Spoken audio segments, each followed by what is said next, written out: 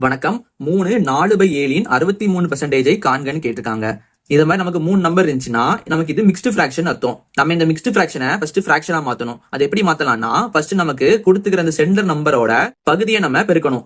3 பெருக்கல் 7 3 நமக்கு 21 வரும். அப்புறம் கிடைச்ச ஆன்சரோட மேல உள்ள தொகுதியை கூட்டணும்.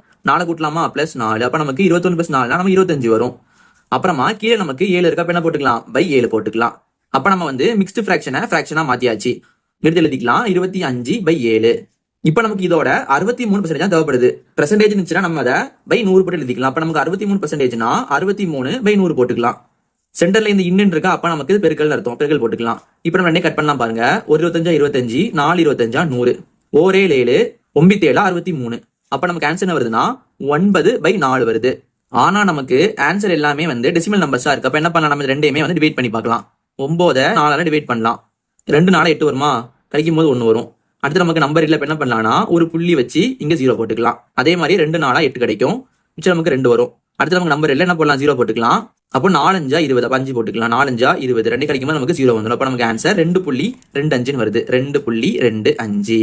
இது நமக்கு ஆப்ஷன் C ல இருக்கு. இதே மாதிரி உங்களுக்கு ஒன்று கொடுத்துருக்கேன். இதோட மதிப்பு என்ன வருது நீங்க கீழே கமெண்ட் பண்ணுங்க.